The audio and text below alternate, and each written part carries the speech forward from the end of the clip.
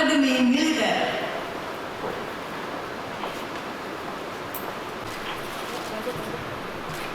Pembangunan Jalan Tol Semarang Demak.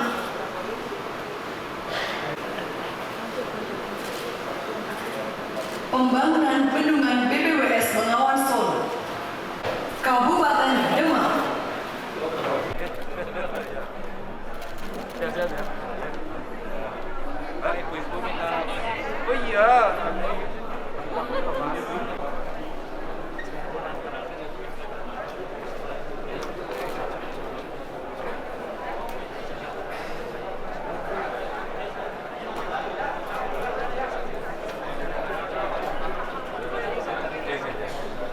Sama pesan yang ditekankan Bapak tak menuju Desember. Oh ya, satu pesan saya dalam penyerahan DIPA ini, pengelolaan harus governance, eliminasi korupsinya, menghilangkan 100% agak utopis. Bukan kita pesimis, tapi kita mau realistis. Tapi kita ingatkan bahwa investasi harus masuk, maka permudah investasi. Uang APBD, apalagi dari DIPA ini dipakai sebagai satu stimulan di samping operasional, sehingga ada belanja untuk pegawai itu pasti operasional ya, untuk aktivitas belanja macam-macam. Tapi ada juga yang kita pakai untuk investasi, perbaikan jalan, gitu kan, jembatan yang fisik, penurunan angka kemiskinan, menciptakan atau menekan angka pengangguran. Agar semuanya bisa membuka lapangan kerja, maka anggaran ini kita minta untuk dibereskan dengan cepat.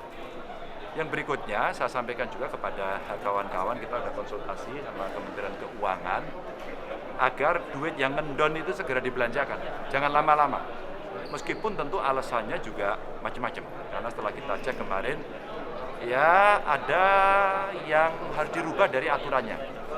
Umpama klaim kita karena pandemi kemarin, COVID, dikirimnya itu tahun lalu di bulan Desember, jadi APBD-nya sudah selesai. Maka itu baru bisa dipakai itu lama sekali. Perubahan, jadi akhir tahun berikutnya, jadi hampir setahun. Jadi saya usul agar regulasinya dirubah. Begitu itu masuk, dalam hal seperti itu boleh digunakan. Itu, boleh digunakan.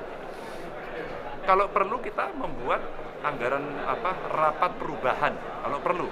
Jadi dengan DPRD bicara APBD perubahan di awal, karena masuknya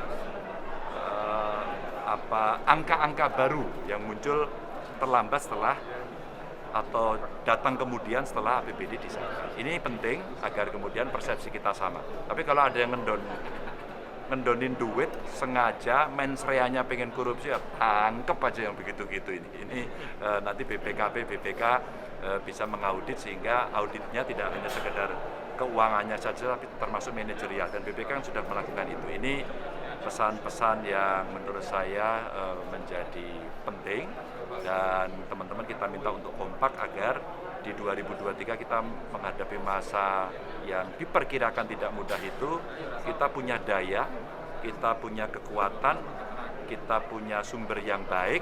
Kalau dikelola dengan baik, maka sebenarnya di tengah sulitnya situasi dunia, kemandirian kita diuji dan bisa kita tunjukkan.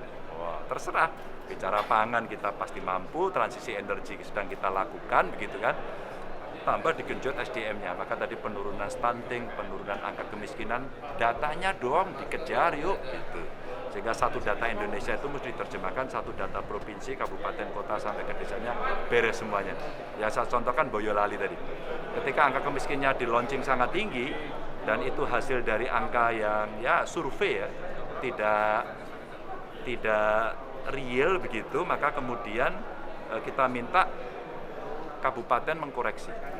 Dan ketika dicek satu persatu, nemu ternyata. Sehingga kemiskinan yang ekstrim dari seluruh data itu ditemukannya 9. Bukan 9.000, tapi 9. Lalu saya tanya, Pak Bupati kenapa 9? Maaf Pak, dia ODGJ. Maaf Pak, dia memang sudah sepuh dan dia difabel. Itu pasti terus, maka saya katakan ini termasuk kategori fakir, miskin, dan terlantar yang negara harus membereskan. Maka kenapa kartu Jateng Sejahtera itu ada? Itu untuk mengcover yang begini-begini, seumur hidup ini. Ini harus seumur hidup. Itu kira-kira. Pak, kalau tadi soal yang dana ngendon itu? Tadi ya, itu dimasukkan di beberapa rumah sakit. Terus seluruh kabupaten kota itu totalnya kira-kira bentar, total kas di pemerintah kabupaten kota sejatengnya 11,7 triliun, kita 2,062 triliun, maka totalnya ada 13,8 triliun sampai November kemarin. Tentu hari ini pasti sudah berkurang cukup banyak, bahkan kami sendiri di Pemprov mencoba untuk menginventarisasi satu persatu di antara mereka itu yang belum yang mana gitu. Maka kemudian setiap OPD kita minta untuk dicek satu persatu dan akhirnya ya kita ketemu gitu. Ketemu umpama kegiatan yang perlu diperhatikan dan diakselerasi, kami sudah langsung punya datanya. Dak Fisik SMA umpama, Dak Fisik SMA pakai 2 di Kabupaten Rembang. Ini langsung mitigasinya. Kontrak kritis. Perpanjangan pelaksanaan dengan denda sampai 20 Desember. Lalu ada Dak Fisik paket 4 di Kabupaten Grobogan. Kontak kritis pemanjangan pelaksanaan dengan denda sampai 2 Desember. Nah, ini kita pakai untuk memitigasi dari mereka-mereka yang kurang. Terus kemudian umpama Dinas Kesehatan pengadaan kapal ambulans air, deep freezer dan mobil vaksin. Ini ada donasi dari Queensland gitu ya. Akhir kontrak 16 Desember, proses pencairan keuangan. Jadi sebenarnya tinggal ya bayar-bayar gitu aja. Ini contoh-contoh mempercepat yang nanti biasanya yaitu ngebut di belakang. Contoh aja ya. Ikuti terus update terbaru dari sosial media Tribun Jateng.